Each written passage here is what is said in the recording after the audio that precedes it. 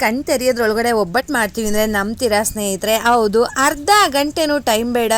ರುಚಿಯಾಗಿರೋ ಅಂಥ ಮೆತ್ತಗಿರೋ ಅಂಥ ತೆಳುವಾಗಿ ಮಾಡೋ ಅಂಥ ಬೇಳೆ ಒಬ್ಬಟ್ಟು. ಇದನ್ನು ನೀವು ಯಾವತ್ತೂ ಕೂಡ ಈ ರೀತಿಯಾಗಿ ಟ್ರೈ ಮಾಡಿರಲ್ಲ, ಮಿಸ್ ಮಾಡದೆ ಟ್ರೈ ಮಾಡಿ. ತುಂಬ ಅಂದರೆ ತುಂಬ ಚೆನ್ನಾಗಿ ಬರುತ್ತೆ. ಈವನ್ ಬಿಗಿನರ್ಸ್ ಇದ್ದರೂ ಕೂಡ ಸೂಪರ್ ಡೂಪರಾಗಿ ಬರೋ ಅಂಥ ರೆಸಿಪಿ. ನಾನು ಹಾಕೋ ಅಂಥ ಮೆಷರ್ಮೆಂಟು ಅಥವಾ ಇಂಗ್ರೀಡಿಯೆಂಟ್ಸನ್ನು ಕರೆಕ್ಟಾಗಿ ನೋಡ್ಕೊಳ್ಳಿ. ಅದಕ್ಕೂ ಮುಂಚೆ ಈ ವಿಡಿಯೋನ ಸೇವ್ ಮಾಡ್ಕೊಳ್ಳಿ. ನಾನಿಲ್ಲಿ ದಪ್ಪ ತಳ ಇರುವಂಥ ಒಂದು ಪ್ಯಾನನ್ನು ತೊಗೊಂಡಿದ್ದೀನಿ. ಅದಕ್ಕೆ ಸುಮಾರು ಒಂದು 2 ಲೀಟರಷ್ಟು ನೀರನ್ನು ಹಾಕ್ತಾ ಇದ್ದೀನಿ. ನೀರು ಚೆನ್ನಾಗಿ ಕುದಿ ಬರಬೇಕು. ಇವಾಗ 1 ಕಪ್ಪಷ್ಟು ತೊಗರಿ ಬೇಳೆಯನ್ನು ಹಾಕ್ತಾ ಇದ್ದೀನಿ. ಇದು 1 ಕಪ್ ಅಂದರೆ 1/4 kg ಸ್ವಲ್ಪ ಜಾಸ್ತಿ ಹಿಡಿಯುತ್ತೆ. ಇದು ಚೆನ್ನಾಗಿ ಬೇಯಬೇಕು. ಮಧ್ಯೆ ಯಾವುದೇ ರೀತಿಯಾಗಿರುವಂಥ ಗಟ್ಟಿಯಾಗಿ ಇರಬಾರ್ದು ಬೇಳೆನಲ್ಲಿ. ನೋಡಿ, ಈ ಥರ ಹಿಂಗೆ ನೊರೆ ಬಂದಿರುತ್ತಲ್ವ, ಇದನ್ನೆಲ್ಲ ಸಪ್ರೇಟ್ ಮಾಡ್ಕೊಂಬಿಡೋಣ.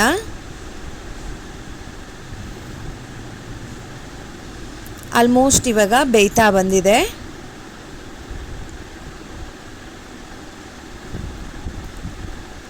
ಬೇಳೆ ಸ್ವಲ್ಪ ಚೆನ್ನಾಗಿರೋದು ತಗೊಂಡ್ರೆ ಚೆನ್ನಾಗಿ ಈವನ್ ಆಗಿ ಬೇಯುತ್ತೆ.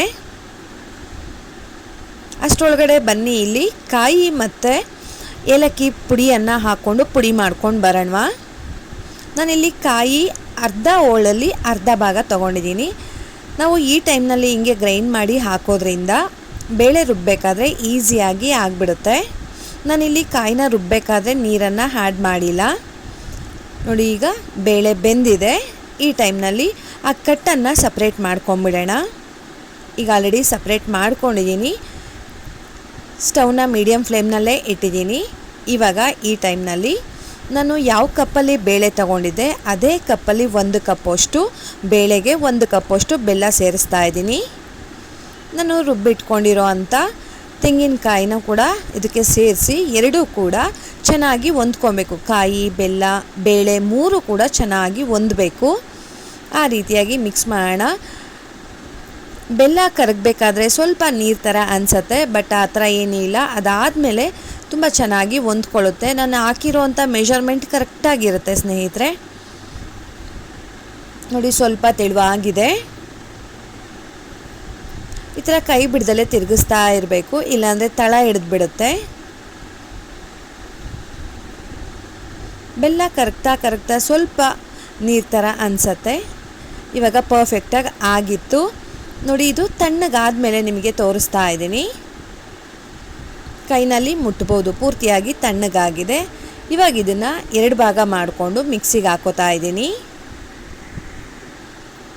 ಇದನ್ನು ರುಬ್ಬಬೇಕಾದ್ರೆ ಯಾವುದೇ ರೀತಿಯಾಗಿರುವಂಥ ನೀರನ್ನಾಗಲಿ ಕಟ್ಟನ್ನಾಗಲಿ ಸೇರಿಸಬಾರ್ದು, ಹಾಗೇ ರುಬ್ಕೋಬೇಕು. ಸ್ವಲ್ಪ ಪರವಾಗಿಲ್ಲ, ತರಿ ಇದ್ದರೂ ಕೂಡ ಏನು ಪ್ರಾಬ್ಲಮ್ ಏನಿಲ್ಲ. ಆದಷ್ಟು ನುಣ್ಣಗೆ ರುಬ್ಕೊಳ್ಳಿ. ಗ್ರೈಂಡರ್ ಇತ್ತು ಅಂದರೆ ಗ್ರೈಂಡರ್ಗೆ ಹಾಕ್ಕೊಳ್ಳಿ, ತುಂಬ ಚೆನ್ನಾಗಿ ಬರುತ್ತೆ. ಮಿಕ್ಸಿನಲ್ಲಿ ಅಂದರೆ ಪೂರ್ತಿಯಾಗಿ ನುಣ್ಣಗಾಗೋದಿಲ್ಲ, ಬಟ್ ನುಣ್ಣಗಾಗಿಲ್ಲ ಅಂತ ಏನು ವರಿ ಬೇಡ.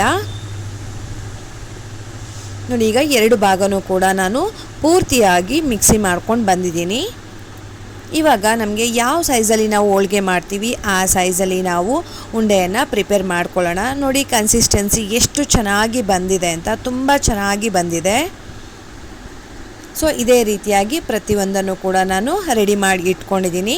ನಾನಿಲ್ಲಿ 1 ಕಪ್ಪಷ್ಟು ಬೇಳೆ ಹಾಕಿದ್ದೆ ಅಂದರೆ ನನಗೆ ಸುಮಾರು ಒಂದು 25ರಿಂದ 30 ಒಬ್ಬಟ್ಟು ರೆಡಿ ಆಗುತ್ತೆ.